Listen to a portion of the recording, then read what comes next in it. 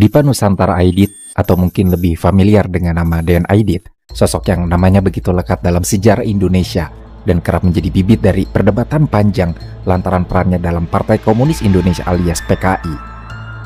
Aidit adalah salah satu tokoh kontroversial yang membesarkan PKI, bahkan menjadikannya sebagai salah satu partai politik terbesar di Asia Tenggara saat itu. Sayangnya, ambisi Aidit untuk merebut kekuasaan melalui jalan revolusi berakhir dengan tragis setelah peristiwa gerakan 30 September 1965 atau lebih dikenal dalam buku-buku sejarah Indonesia sebagai peristiwa pemberontakan G30 SPKI yang konon didalangi oleh Aidit. Sebetulnya, apakah benar Aidit merupakan dalang di balik peristiwa berdarah tersebut? Atau Aidit hanya korban dari permainan politik yang lebih besar? Kali ini, kita akan menelusuri perjalanan hidup Aidit dalam gerakan politik, ideologi, dan kehidupan pribadinya. Den Aidit sebetulnya lahir dengan nama Ahmad Aidit dan akrab dipanggil Ahmad oleh orang-orang terdekatnya.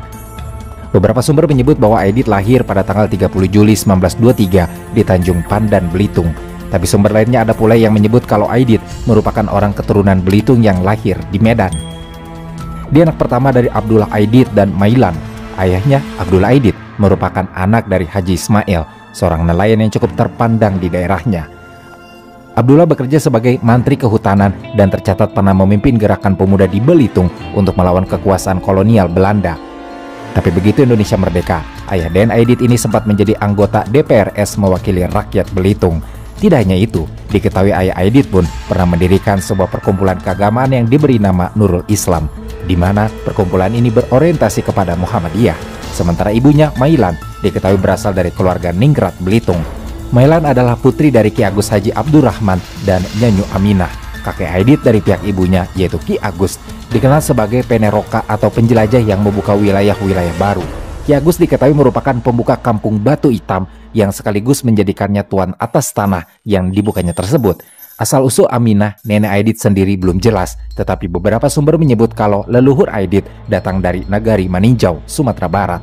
Informasi-informasi seputar kehidupan pribadi Aidit, terutama mengenai keluarganya terbilang sedikit sekali, dan bahkan ada beberapa yang berbeda versi.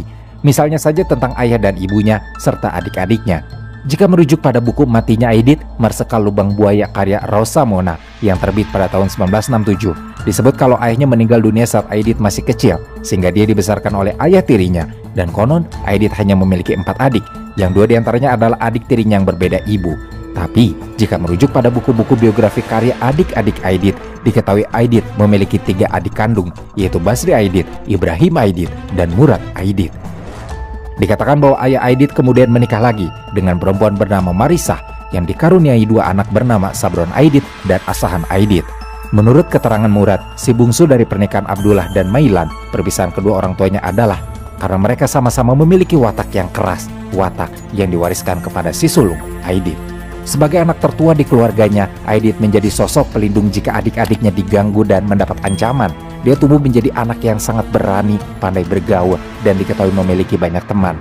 Hal inilah yang menyebabkan Aidit jarang terlihat di rumahnya sendiri. Hampir sebagian besar waktunya Aidit habiskan beraktivitas di luar. Ayahnya tidak melarang sebab memang memberikan kebebasan anak-anaknya untuk bermain, asal tidak meninggalkan tugas dan pelajaran dari sekolah. Sebagai seorang anak, Aidit mendapatkan pendidikan yang cukup baik dari orang tuanya. Dia disekolahkan di Hollands Inland Sea School atau HIS yang ada di Tanjung Pandan, lalu didukung menekuni hobinya di bidang olahraga seperti badminton, sepak bola, tinju, bahkan angkat besi. Meskipun menjalani pendidikan di sekolah Belanda dan mendapatkan kebebasan dari ayahnya, tapi karena Aidit tumbuh dan berkembang di tengah masyarakat Melayu yang sangat religius, Aidit tetap menjadi anak yang sangat agamis. Apalagi ayahnya pun memang tokoh pendidikan Islam dan merupakan pendiri Madrasah Nurul Islam di kampungnya. Maka, begitulah keseharian Aidit selama masih kecil. Ia tidak pernah lepas dari kewajibannya sebagai seorang muslim dan tetap menjalani pendidikan di sekolah Belanda dengan pergaulan yang sangat beragam. Setiap maghrib, Aidit akan terlihat bersama adik-adiknya pergi ke musola untuk bersembayang, dan selepas itu mereka mengikuti pengajian sampai tiba waktu Isya. Aidit juga sering sekali diminta untuk mengumandangkan azan karena suaranya dan pelafalannya sangat jelas. Dari segi pergaulan, Aidit sejak kecil sudah terlihat menonjol. Dia mampu bergaul dengan semua lapisan sosial dan etnis di Belitung. Adik-adiknya mengatakan bahwa Aidit ini tidak pandang bulu dalam berteman. Dari anak tangsi di lingkungan militer sampai anak-anak golongan Tionghoa adalah temannya. Bahkan orang-orang tua pun menyenangi Aidit. Pergaulan Aidit yang sangat luas inilah yang membuat Aidit memiliki kepekaan sosial yang jauh lebih dalam jika dibanding anak-anak seusianya. Dalam buku harian Aidit yang ditemukan, Aidit menulis bahwa dia sering diajak pergi memancing ikan pada malam hari oleh ayah temannya yang memang berprofesi sebagai nelayan. Pengalaman ini ditulisnya dengan sangat rinci. Bahkan Aidit mencatat tentang berapa jumlah hasil tangkapan nelayan dan ongkos yang dikeluarkan setiap perjalanan melaut. Aidit menulis kalau hasil jeripaya nelayan-nelayan ini ternyata tidak sebanding dengan upah yang didapat dalam menjual hasil tangkapannya di pasar. Tidak hanya sampai di situ saja pergaulan dan pengamatan sosial Aidit kecil. Diketahui kalau Aidit pun suka berkumpul dan bergaul dengan buruh timah di GMP. Pergaulan ini berawal dari seorang teman seusia Aidit yang menjadi buruh timah. Aidit yang mengamati kehidupan temannya dan para buruh timah tersebut mulai menaruh simpati atas eksploitasi yang terjadi pada para buruh. Setiap hari, Aidit akan melihat buruh-buruh itu berlumpur-lumpur, bermandi keringat, dan hidup susah karena upah rendah. Sementara para menir Belanda dan tuan-tuan dari Inggris memperlihatkan kehidupan mereka yang hura-hura bergelimang harta. Semakin lama Aidit menyelami kehidupan mereka, para buruh pun mulai mengenal Aidit sebagai teman bercerita dan pendengar yang baik. Aidit sering sekali menemani mereka saat sedang bekerja untuk membersihkan kebun pekarangan. Pada beberapa kesempatan Aidit pun ikut membantu menyapu, memacul, hingga membuat lubang untuk pohon pisang. Selepas bekerja, Aidit akan diajak makan oleh para buruh. Terkadang dia diberi singkong goreng ataupun buah-buahan. Aidit tidak pernah masalah duduk bersama mereka, mendengar para buruh menceritakan pengalaman bekerja mereka di perusahaan timah dan situasi berat yang mereka alami. Aidit yang selalu ingin tahu bagaimana kehidupan dan kondisi masyarakat dimanapun dia berada, serta kedekatannya dengan kaum-kaum tertindas inilah yang mempengaruhi arah politik Aidit kelak setelah dia tumbuh memasuki usia dewasa muda. Dia tumbuh dengan cara, kepribadian, dan jalan pikiran yang berbeda dengan adik-adiknya serta anak-anak seusianya yang mungkin melihat situasi yang terjadi merupakan hal yang biasa dan normal terjadi di tengah masyarakat. Antara tahun 1936 hingga 1938, atas permintaan Aidit sendiri kepada ayahnya setelah menamatkan pendidikannya di HIS, akhirnya Aidit pergi meninggalkan kampung halamannya, jauh menuju Pulau Jawa. Ada beragam versi untuk kemana sebenarnya Aidit menuju. Jika bersumber pada buku berjudul Matinya Aidit, Marseka Lubang Buaya karya Rosa Mona, dikatakan bahwa Aidit dititipkan oleh sang ibu pada orang Maninjau, kenalan sekampung ibunya yang telah lama merantau dan menetap di Bandung, yakni Isa Ansyari. Selama hampir 4 tahun, Aidit tinggal bersama keluarga Isa sehingga mereka sudah seperti adik kakak. Bahkan hubungan pribadi mereka tetap terjaga sampai mereka menjadi lawan politik. Namun jika merujuk pada buku biografi berjudul Aidit Sang Legenda yang ditulis Murad Aidit, adiknya, serta buku karya Zakulikre yang berjudul Mencari Kiri, kaum revolusioner Indonesia dan revolusi mereka, disebutkan bahwa Aidit diantar pamannya ke Jakarta dan tinggal cukup lama di daerah Cempaka Putih, rumah milik teman ayahnya yang seorang mantri polisi bernama Marto. Awalnya ayah Aidit ingin menyekolahkannya di sekolah pemerintah, tapi segera kandas karena setibanya Aidit di Jakarta, ternyata waktu pendaftaran mulu telah ditutup. Aidit pada akhirnya dibebaskan oleh ayahnya untuk memilih sekolah yang dia minati. Maka karena memang rasa cintanya pada kegiatan berdagang, Aidit menjatuhkan pilihan untuk bersekolah di Medan Stand Handed School atau MHS, sebuah sekolah menengah dagang. Dalam masa-masa awal berada di Jakarta, ternyata Aidit mampu dengan sangat cepat beradaptasi di tengah lingkungan tanpa melupakan identitas kedaerahannya. Aidit memanfaatkan akses untuk bergaul dengan sesama anak muda yang berasal dari Sumatera. Di tahun 1939, ketika usia Aidit menginjak 16 tahun, Aidit mulai masuk ke kancah aktivis pergerakan. Dia merangkak dari anggota hingga kemudian menjadi Ketua Dewan Komisaris Pimpinan Pusat Persatuan Timur Muda atau Pertimu di Jakarta. Organisasi yang menjadi wadah untuk mempertemukan Aidit dengan Barisan Gerakan Rakyat Indonesia atau Gerindo yang saat itu menjadi cabang pemuda di bawah organisasi nasionalis pra-kemerdekaan. Dan salah satu pemimpinnya yang bernama Amir Syarifuddin berasal dari sayap kiri. Semakin lama, pergerakan Aidit pun meluas dan dia memiliki banyak akses untuk berkomunikasi dengan tokoh-tokoh aktivis pergerakan, terutama yang berasal dari sayap kiri.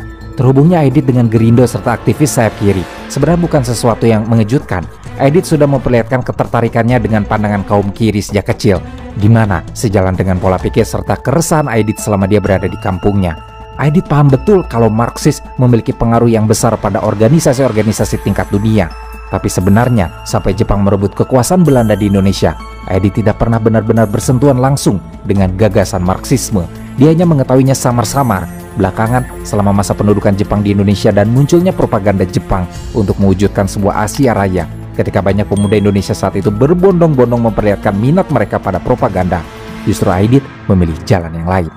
Aidit memilih untuk mulai mengenal lebih dalam ide-ide sayap kiri. minatnya terhadap ide-ide Marxisme pun berkembang cepat di bawah gemblengan langsung M. Yusuf, pemimpin PKI setelah Perang Kemerdekaan.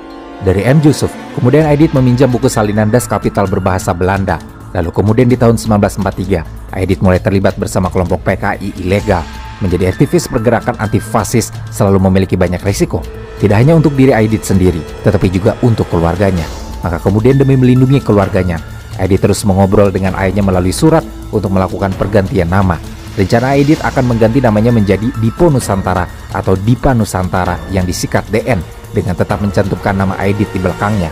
Dua adiknya, Murad dan Sobron, menceritakan bahwa ayah mereka tidak keberatan dan mengizinkan anak sulungnya itu menggunakan nama yang dipilihnya. Sobron sempat melihat surat ayahnya mengizinkan Aidit mengubah namanya.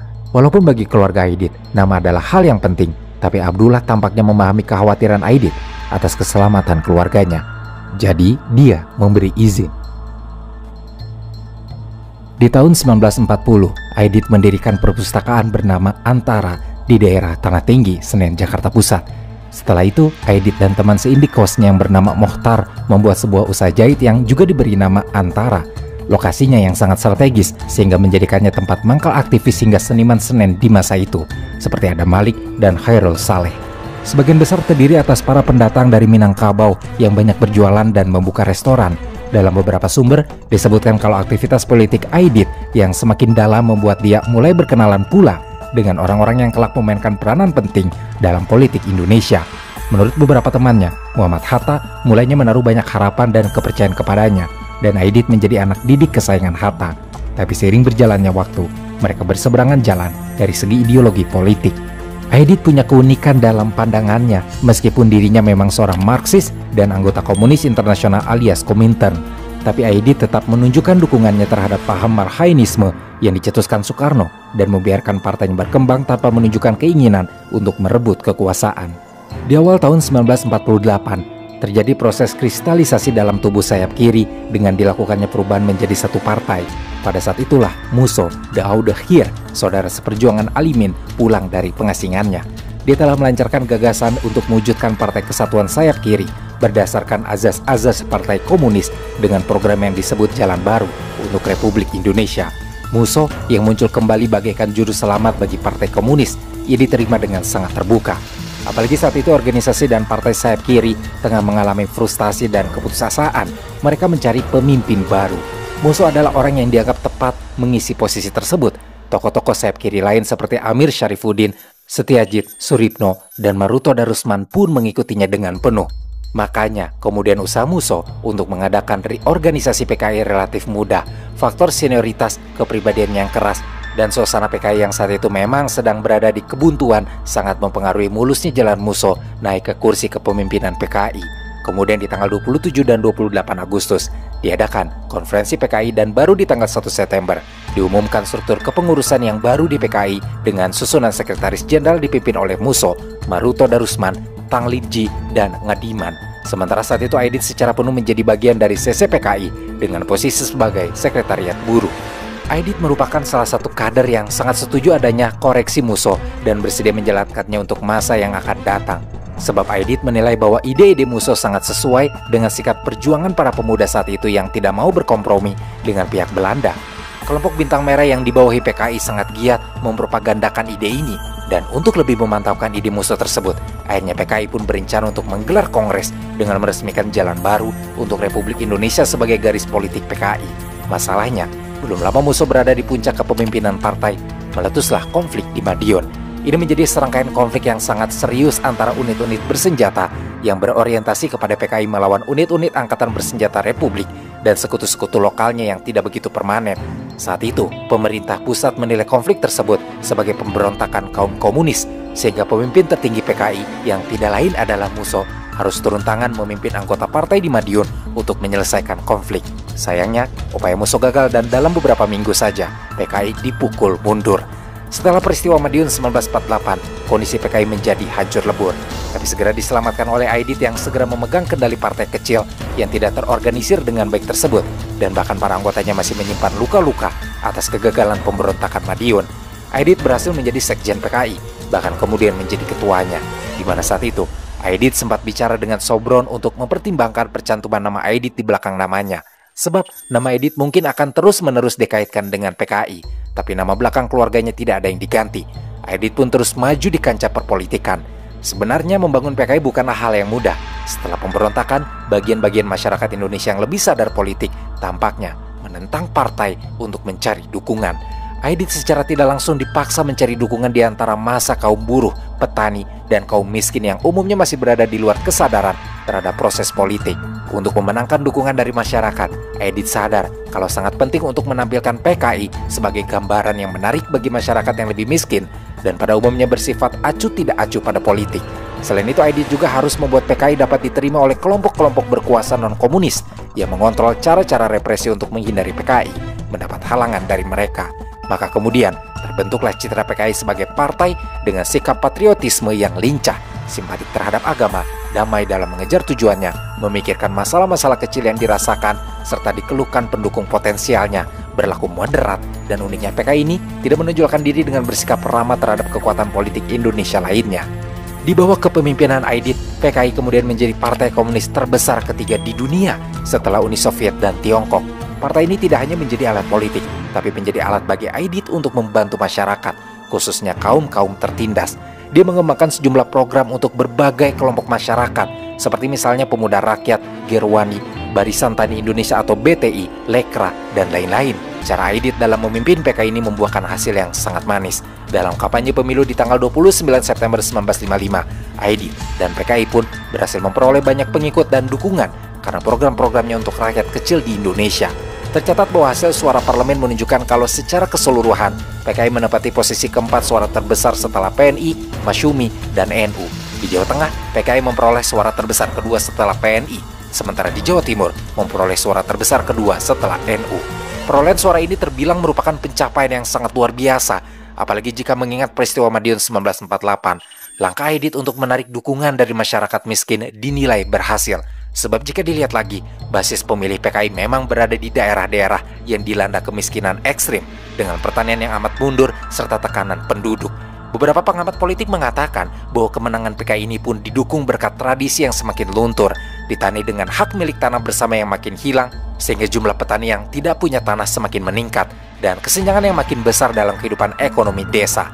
Kegemilangan PKI yang dipimpin Aidit membawa sebuah kedekatan dengan Presiden Soekarno. Pada akhir tahun 1960 hingga awal 1962, Presiden Soekarno berusaha memasukkan PKI ke dalam kabinet, tapi kali ini dengan semboyan Nasakom, Persatuan dari Nasionalis Agama Komunis. Memang, sepertinya Presiden Soekarno punya kepentingan khusus untuk memberikan jabatan Menteri Keuangan kepada orang komunis, sebab saat itu bidang ekonomi di Indonesia semakin merosot, dan mungkin saja dengan perhitungannya, kaum komunis bisa ikut serta memikul beban kesalahan. Tapi, tidak semudah itu upaya Soekarno terwujud, sebab pihak Angkatan Darat terus menentang keinginannya. Sampai akhirnya di bulan Maret tahun 1962, Aidit yang masih berstatus sebagai Ketua PKI dan wakilnya, yaitu M.H. Lukman, memperoleh status sebagai Menteri Kabinet. Mereka diikutsertakan dalam Badan Musyawarah Pimpinan Negara yang baru saja dibentuk untuk menyelesaikan masalah-masalah yang ada di negara, bersama Presiden, para Menteri, Wakil Menteri, Pemimpin, dan Wakil Pemimpin 4 lembaga tinggi negara. Sampai pada tahun 1965, anggota PKI sudah mencapai sekitar 3,5 juta orang, ditambah 3 juta dari pergerakan pemudanya. PKI juga mengontrol pergerakan serikat buruh yang mempunyai 3,5 juta anggota dan pergerakan petani yang terhimpun dalam BTI dengan jumlah anggota mencapai 9 juta orang. Belum lagi dari Gerwani, Lekra, dan kelompok akademisinya. Kalau ditotalkan mungkin anggota PKI memiliki lebih dari 20 juta anggota dan pendukung. Itu menjadi masa keemasan bagi partai yang sedang dipimpin Aidit ini. Sayang sekali, masa keemasan PKI ini tidak berlangsung lama. Pada malam 30 September 1965, semua cita-cita PKI mengenai dunia yang tanpa penindasan menjadi sirna seketika. Malam itu sekitar jam 3 dini hari, tertanggal 1 Oktober di Jakarta, pasukan Cakrabirawa yang dipimpin Letkol Untung Syamsuri melakukan penculikan terhadap 6 jenderal dan seorang perwira TNI AD. Aksi ini dilakukan dengan tujuan melakukan kudeta. Mereka yang diculik dari rumah masing-masing dibawa ke sebuah sumur tua di wilayah Lubang Buaya. Lejen Ahmad Yani, Majen MT Haryono, dan Brigjen DI Panjaitan tewas di rumah sendiri. Sementara Majen Suprapto, Majen S. Parman, dan Brigjen Sutoyo yang masih hidup ketika ditangkap, kemudian disiksa, lalu dibunuh.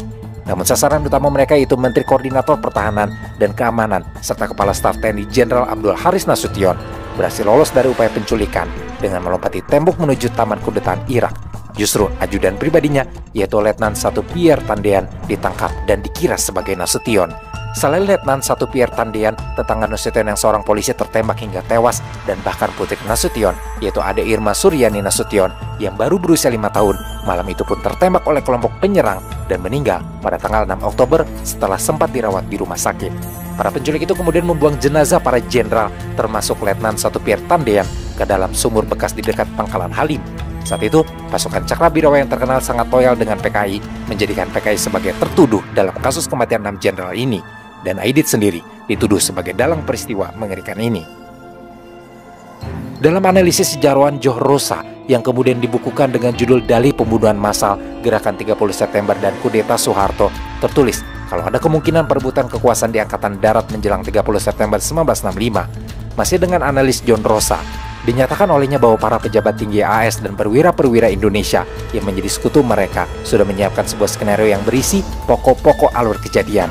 Mulai dari menuding PKI melakukan percobaan kudeta, melancarkan represi besar-besaran terhadap PKI di seluruh negeri, tetap menggunakan Soekarno sebagai presiden boneka sambil merongrong kekuasaannya, dan membangun satu pemerintah baru yang dikuasai Angkatan Darat. Sebelumnya, sudah banyak sekali isu yang beredar, terkadang secara tidak langsung mengaitkan PKI di dalamnya, seperti isu sakitnya Soekarno yang sejak tahun 1964 hingga menjelang peristiwa G30 SPKI diisukan sakit parah. Hal ini menimbulkan banyak sekali perdebatan dan isu perebutan kekuasaan apabila Soekarno meninggal dunia. Namun, menurut Subandrio, justru Aidit tahu betul kalau Soekarno hanya sakit ringan saja, dan tidak mungkin Aidit menjadikannya alasan untuk mendorong PKI melakukan gerakan pemberontakan atau kudeta. Selain itu, ada isu mengenai masalah tanah dan bagi hasil. Pada tahun 1960-an, Indonesia sempat mengeluarkan undang-undang baru tentang tanah atau UUPA yang bertujuan untuk mengatur kepemilikan dan penggunaan tanah secara lebih adil. Undang-undang ini dibuat setelah melakukan diskusi panjang antara pemerintah dan berbagai kelompok tani. Namun, saat diterapkan di daerah, undang-undang ini sering kali bermasalah. Banyak petani yang merasa dirugikan oleh pemilik tanah, terutama mereka yang memiliki tanah dalam jumlah besar. Konflik ini semakin memanas karena para petani merasa tidak mendapatkan keadilan yang dijanjikan di dalam UUPA. Akibatnya terjadilah berbagai kerusuhan dan bentrokan antara petani dan pemilik tanah, bahkan melibatkan aparat keamanan. Beberapa peristiwa besar terjadi di berbagai daerah, seperti di Sumatera Utara dan Klaten. Permasalahan tanah ini juga memperuncing perselisihan antara kelompok-kelompok politik di seluruh Indonesia, terutama antara PKI dan kelompok-kelompok Islam seperti NU, Persis, dan Muhammadiyah. Posisi PKI saat itu memang seolah berada di pusaran masalah yang memberatkan namanya, sehingga tidak mengherankan jika kemudian PKI dengan cepat dinyatakan sebagai satu-satunya pihak yang bertanggung jawab atas terjadinya gerakan 30 September.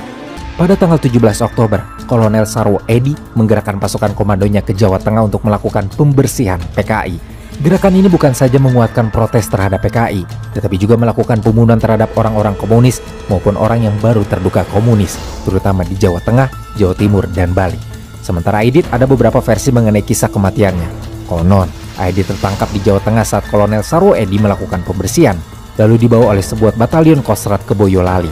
Atas perintah umum yang dikeluarkan Soeharto saat itu, dia dieksekusi pada tanggal 22 November tanpa dikirim ke depan pengadilan.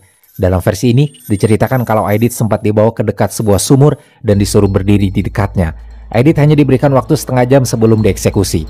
Waktu setengah jam itu digunakan oleh Aidit untuk membuat pidato yang berapi-api, yang membuat semua tentara di situ yang mendengarnya pun menjadi marah, sehingga tidak bisa lagi mengendalikan emosi lalu menembak mati Aidit.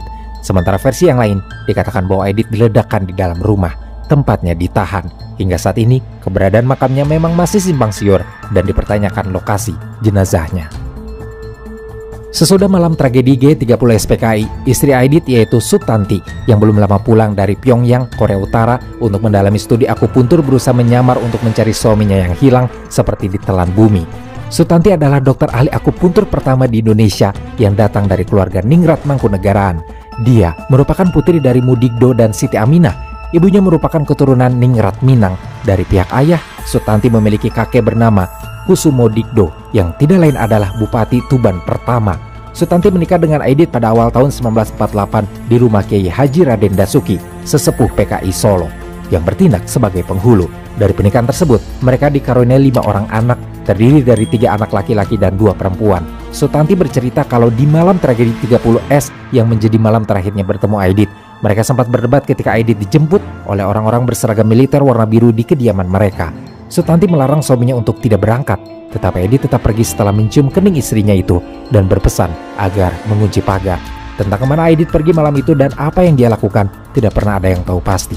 3 hari setelah peristiwa G30S, kemudian Sutanti ikut menghilang dari rumah, meninggalkan 3 anak laki-lakinya yang masih kecil. Setelah ditelusuri, ternyata Sutanti nekat mencari suaminya hingga ke Boyolali dan bertemu dengan Bupati Boyolali yang juga tokoh PKI. Sayangnya pencarian yang dilakukan Sutanti tidak membuahkan hasil. Aidit tidak bisa dia temukan. Jejaknya benar-benar menghilang. Maka dengan rasa putus asa dan harap-harap cemas, Sutanti kembali ke Jakarta. Saat itu situasinya sudah sangat tidak aman bagi mereka yang terkait dengan PKI, apalagi untuk istri dan keluarga dari orang nomor 1 di PKI. Sutanti menyadari hal ini, jadi dia kembali ke Jakarta dengan menyamar dan meminta tolong kepada Bupati Boyolali supaya berpura-pura sebagai suaminya.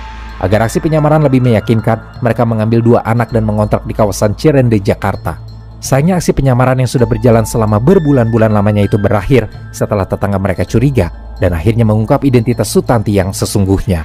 Perempuan itu pun ditangkap. Sejak itu, hidup Sutanti hanya tentang perpindahan dari penjara yang satu ke penjara yang lain. Sutanti bahkan pernah ditahan di Kodim 66 dan penjara Bukit Duri.